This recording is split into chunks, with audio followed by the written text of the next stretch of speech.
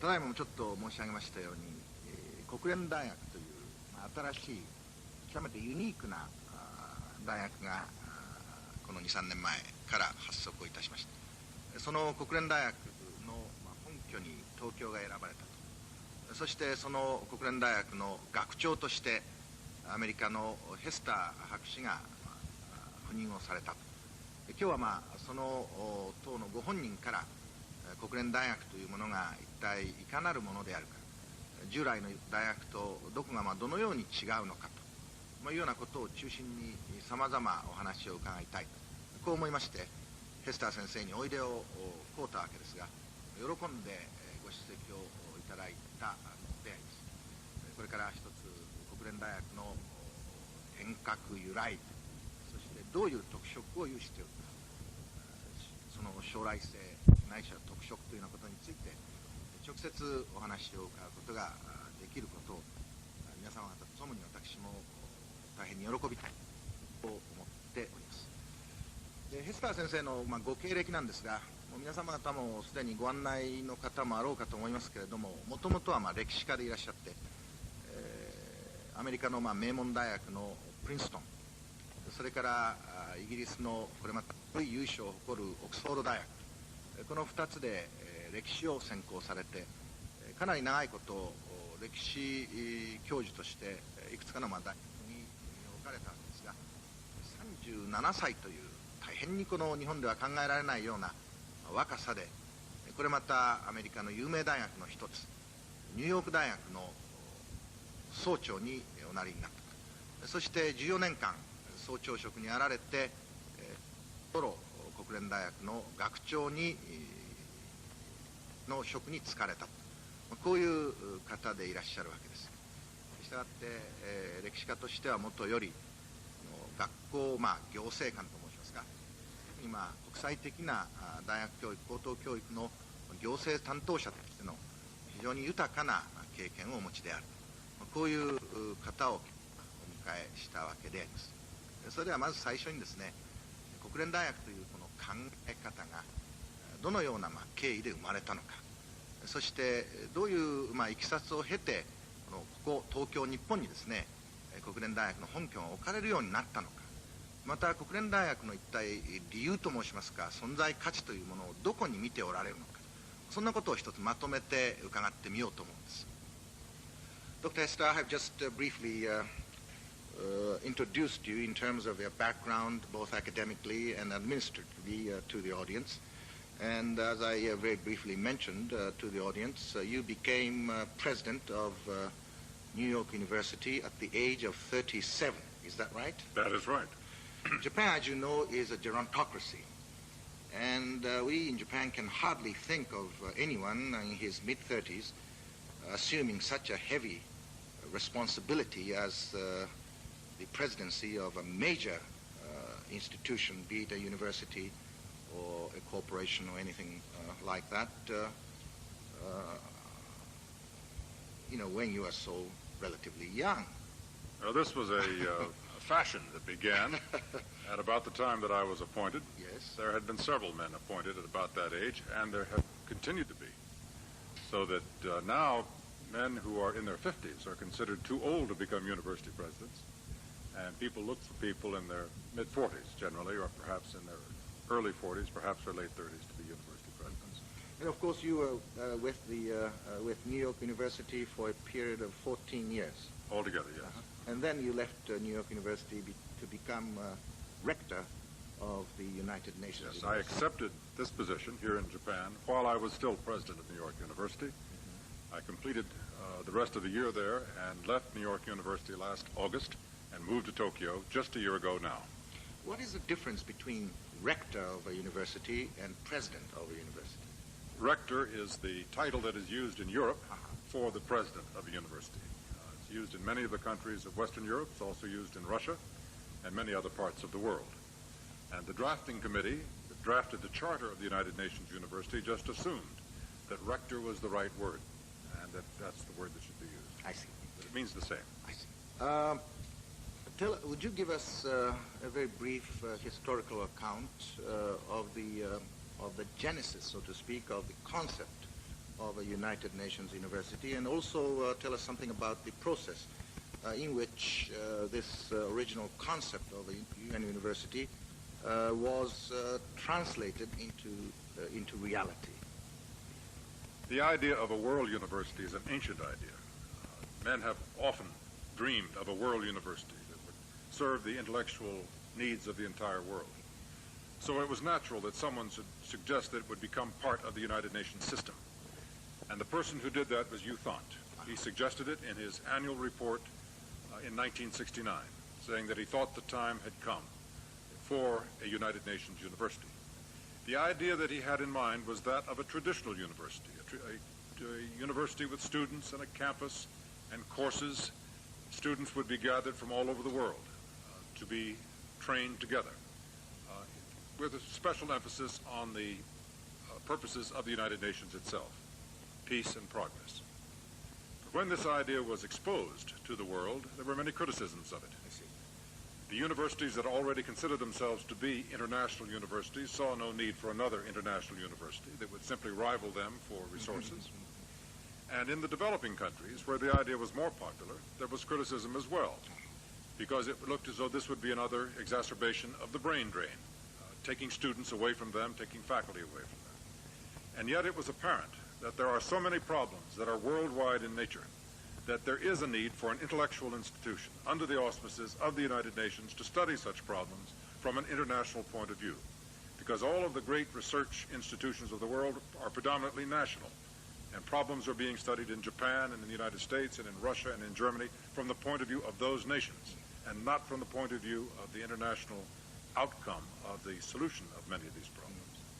So the idea continued, and a committee was appointed to study how an institution could be set up under the name United Nations University that would make sense and would not compete with existing institutions.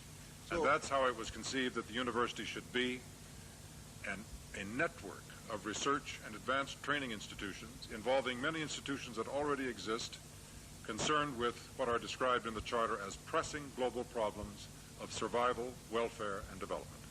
And that's the institution that was approved by the General Assembly when it voted for its charter in December of 1973.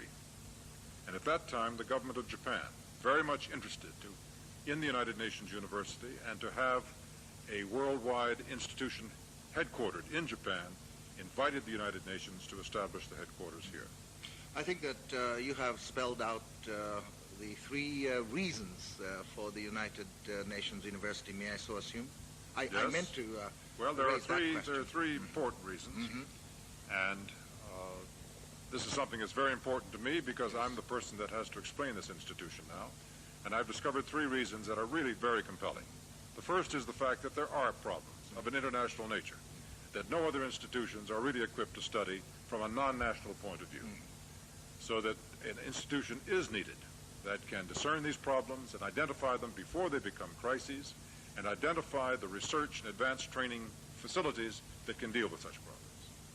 Second, there needs to be an institution that can strengthen intellectual resources around the world so that particularly in the developing countries, the institutions there can be strengthened so that they can learn to cope with their own problems and not be dependent on institutions in the industrialized world.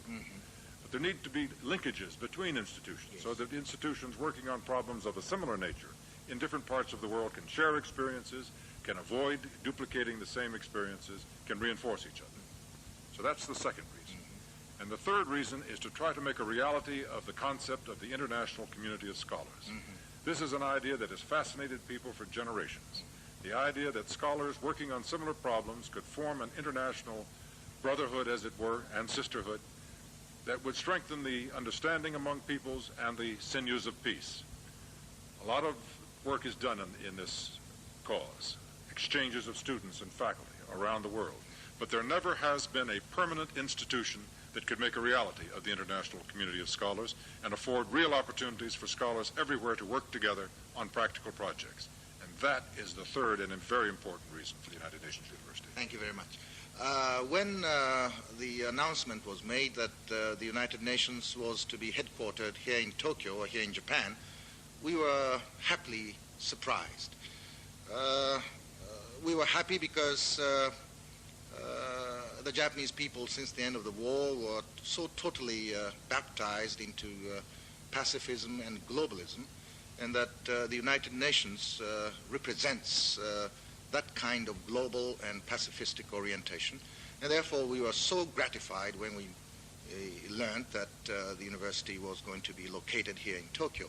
We were surprised because prior to that announcement, there had been a great deal of argument, say perhaps by Professor Toynbee, for instance, to the effect that perhaps a United Nations university should be located either in the developing part of the world or perhaps in a country like the Netherlands, where there had been a long tradition of multicultural, multilingual contact, whereas Japan, as you know, is a highly monolingual, monoracial, monoethnic, endogamous society, and that perhaps we thought that the endogamous nature of Japan might not lend itself to the seating of a multinational, globally oriented institution like the United Nations.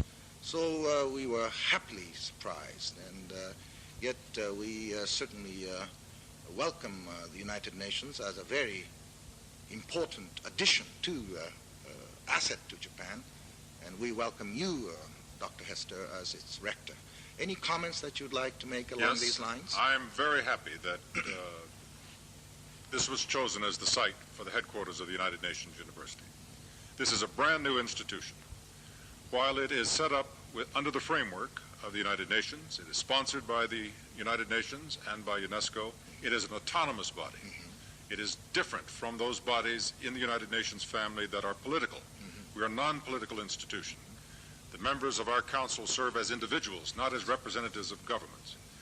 We are an institution dedicated to academic freedom, to objectivity, so that we are new within the family of international organizations. Therefore, it's very important that we be separated from the locations in which the political work, very important work of the United Nations is done, so that we are not in the shadow of the existing organizations. So to be in Japan, in a very dynamic capital, which, while you say it is a monoculture, monoracial center, is also a great international center, a very dynamic one, with all of the facilities of modern civilization, communication, and transportation, and so forth. We're in a center where we feel the vitality of a great civilization, a great society, and we are also independent of the old establishments of international organizations, so that we can establish our own image, our own point of view, our own way of operating. So we find this a very delightful place to be, and a very stimulating place to be, and a very appropriate place to be. And there are people who have said, who've come to our meetings here, that there's no place in the world more suitable for the establishment of a new organization than Japan, which is a country which is globally minded, which is peacefully minded, and which is looking forward. And this is the feeling that I have. Well, thank you very much, Dr. Hester. Let me try to summarize what we have been talking about very briefly in Japanese for the benefit of our audience. ヘスター先生にですね、いろいろな問題について伺ったわけです。で、この国連大学というものがですね、どのような経緯を経てこの結実したかと、あるいは国連大学、国際的な大学というものの必要性、あるいは考え方というものがですね、どのような形で存在をし、それがいかなる経緯を経て今日の国連大学というようなものに実を結んでいったかというようなことを伺いました。前の国連総長の亡くなりましたけれども、ビルマ出身のウタント事務総長の名前も今ヘスター先生お挙げになりました。彼が1960年代の後半にこの世界的な大学を作るべきであるという主張をしたと。それがさまざまな理由で、何と申しますか、批判も受け、あるいは修正もされてですね、今日の国連大学となっていったんだと、そういう経緯のご説明がありました。東京がこの国連大学の本拠に選ばれたということを、我々日本人が大変嬉しくも思い、びっくりもしたと。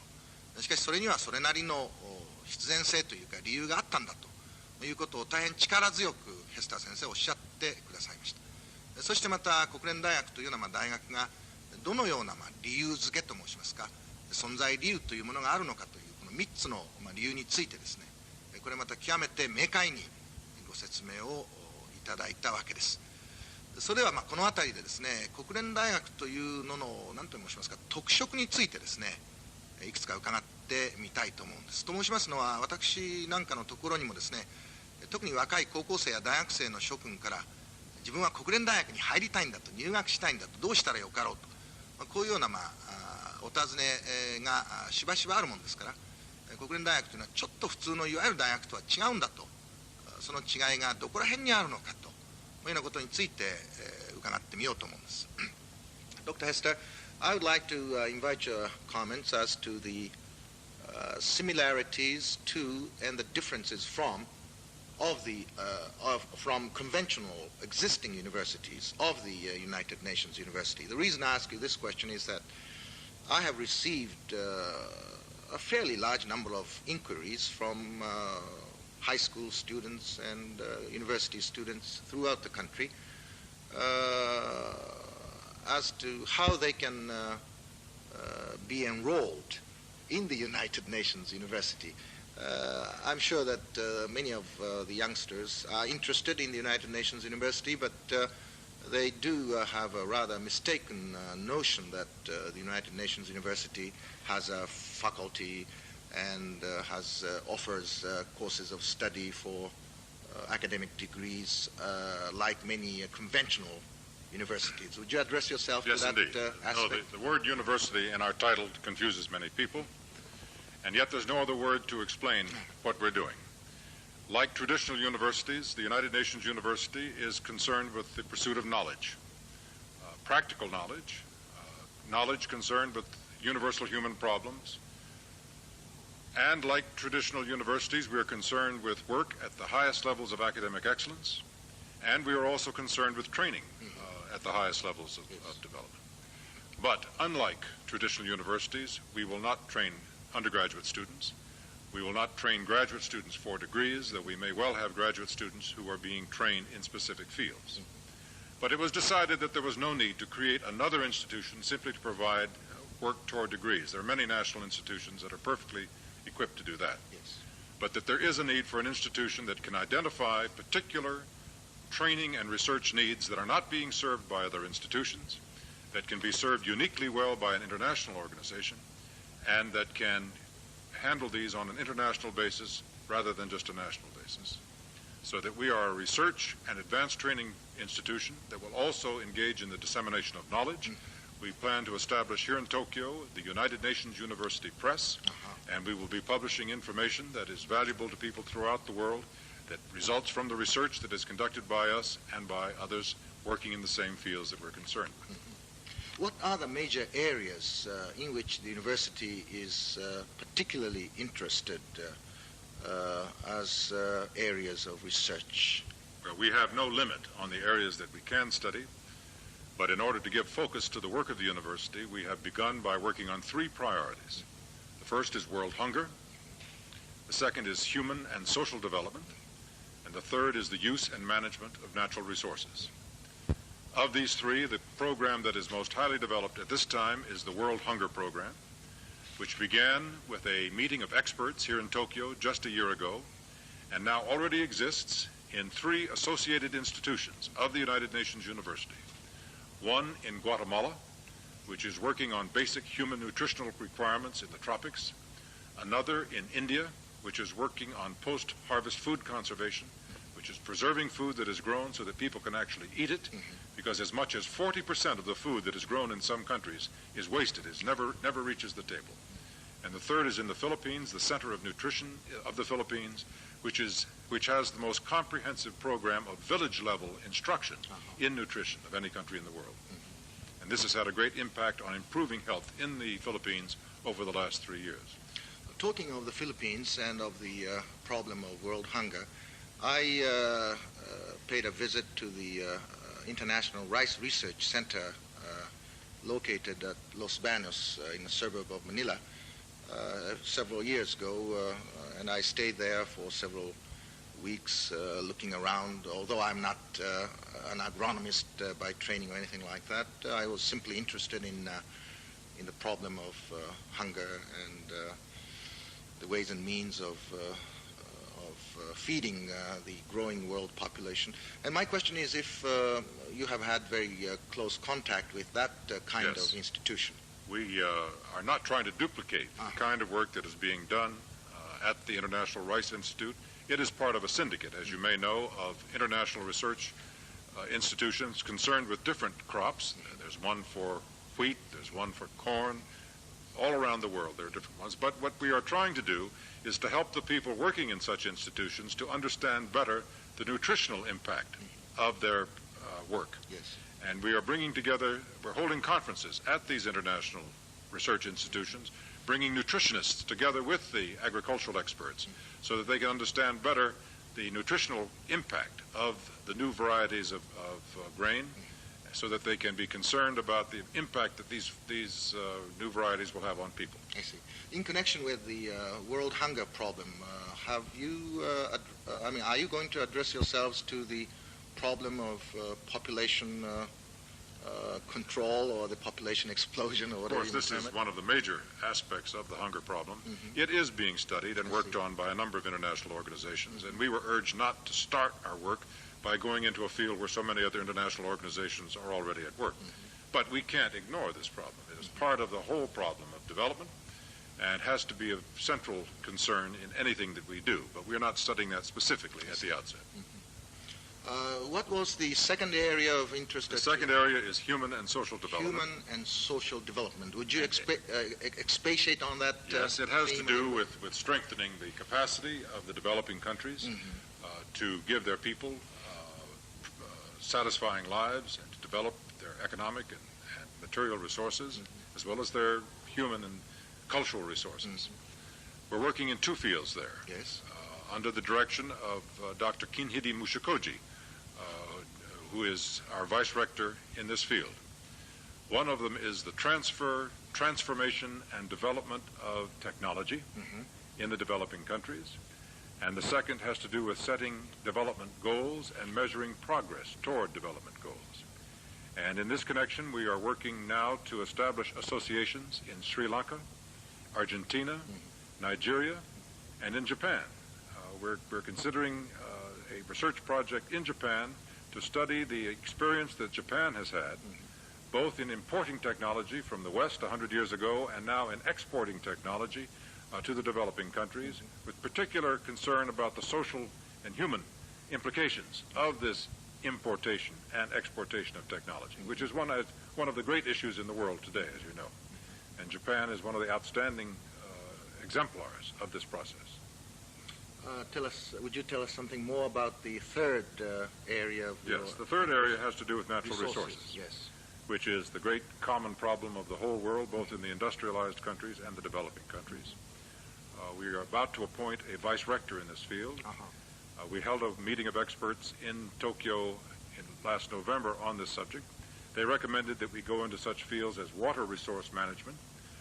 Water is going to be an even more important substance than oil in the next few decades, and a great deal of thought has to be given to the preservation of good water supplies. It is estimated that if we could supply clean, clear water to the great cities of the world, we could do nothing more effective to aid in the health of people throughout the world. We've been urged to go into the problem of coastal zone management. The coastal zones of countries throughout the world are being ruined by building factories and excessive numbers of resort hotels and by what is emptied into the water, the oceans, through rivers, and a great deal of thought has to be given to these problems. We've been urged to go into the field of alternate technology, alternate sources of energy, solar energy, other kinds of energy. This is a big subject throughout the world, and we are looking to find where the United Nations University, by conducting research and advanced training, can aid in the process of developing new sources of energy.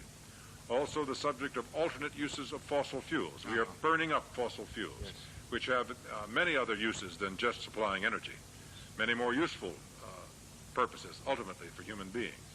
And we've been urged to go into that field. We've been urged to study the agricultural possibilities in the humid tropics and also in arid zones. There's a tremendous number of subjects.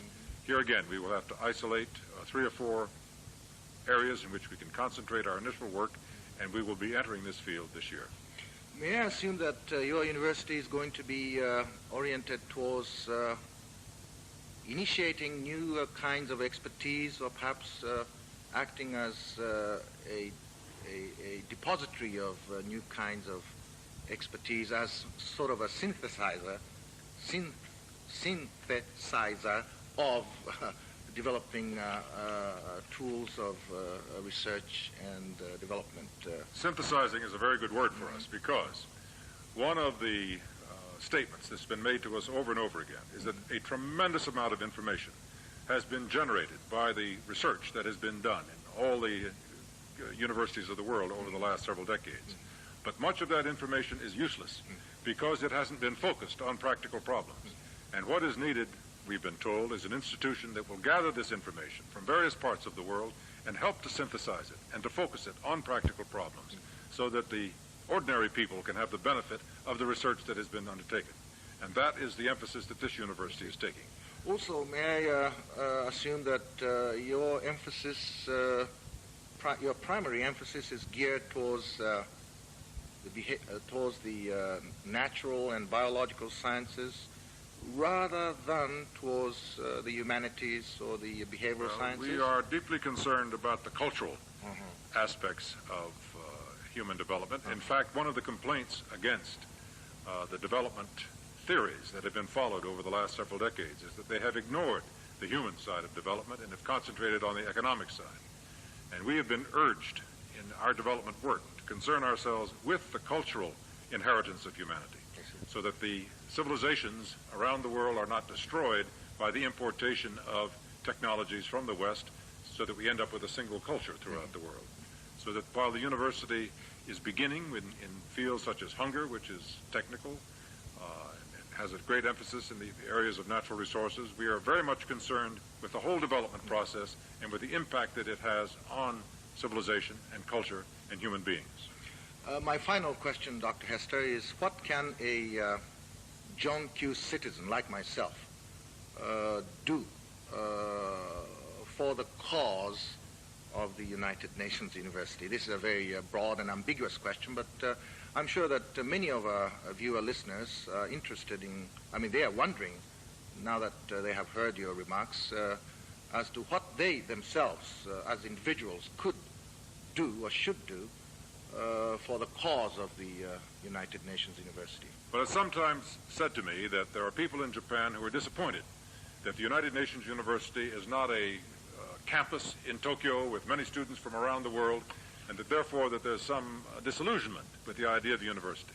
And I would say to you as an intelligent Japanese and to the people who are listening to this program, that the best thing that they can do is to appreciate what a great service Japan is performing for the world by providing the home for this organization, which is going to translate information into practical benefit for people throughout the world. Japan is taking the lead in stimulating a new kind of intellectual effort in the world of great practical benefit to humanity. So I urge you to urge other Japanese to take pride in this achievement on the part of Japan, rather than being concerned with the fact that we don't have a campus and buildings and so forth here in Japan, which would be more amusing perhaps, but not have such great benefit for the whole of the world and bring such great credit to Japan as the sponsoring organization. Well, thank you very much, Dr. Hester. ということでですね、非常にヘスター先生から明快な、しかも国連大学のよってもって立っておる理念、そして今何をやっておるか、また将来に向かってですね、どのようなその展望を描いておられるかというようなことについてるるご説明をいただきました。特に3つの非常に大きな地球大でのその問題についてですね、今作業が進められていると。